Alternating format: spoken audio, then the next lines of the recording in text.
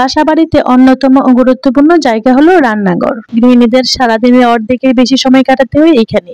রান্নাঘরের নানা জিনিসপত্রের মধ্যে সবচেয়ে বেশি নোংরা হয় তেলের বোতল ও মশলার কৌটা। অনেক সময় এমন চিটচিটে করে যে কৌটা ও শিশিতে হাত দেওয়াই যায় না। আসসালামু আলাইকুম এভরিওয়ান, সবাইকে ওয়েলকাম করছি আজকের নিউ একটি ব্লগে।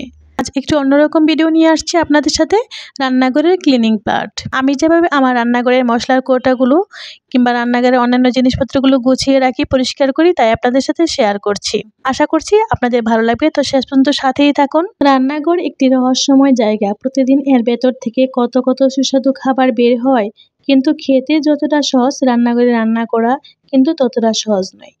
প্রতিদিনই রাঁধুনিদের এই রহস্যময় রান্নাঘরে নানা ঝামেলা পড়তে হয়, কিন্তু সামান্য কিছু টিপস ফলো করে এই ঝামেলা আমরা অনেকাংশেই কমিয়ে ফেলতে পারি। রান্নাঘরে আমি যা কিছু ব্যবহার করি না কেন, তা প্রতিদিনই চেষ্টা করি সঙ্গে সঙ্গে পরিষ্কার করে ফেলার। যেমন চুলার কাউন্টার টপ, বাসন কোসন, থালা বাটি, চামচ।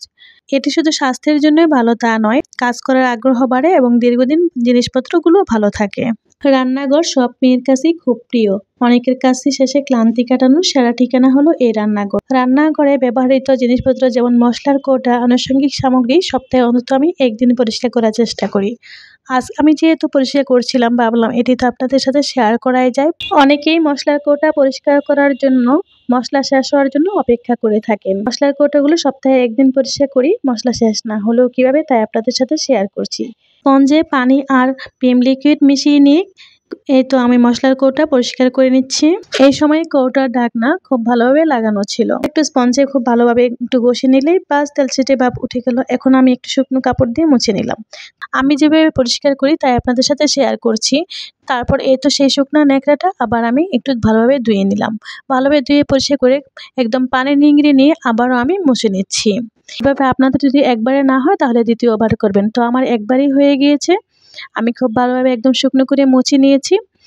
এবার ভিতরটা মনে হচ্ছে যেন একটু অপরিষ্কার রয়ে গেছে। এর জন্য আমি একটু টিস্যু পেপার নিয়ে আবার ভিতরের দিকটা মুছে নিচ্ছি। একটু দিয়ে মোছার কাজটা আপনারা প্রথমেও করে নিলে পারেন।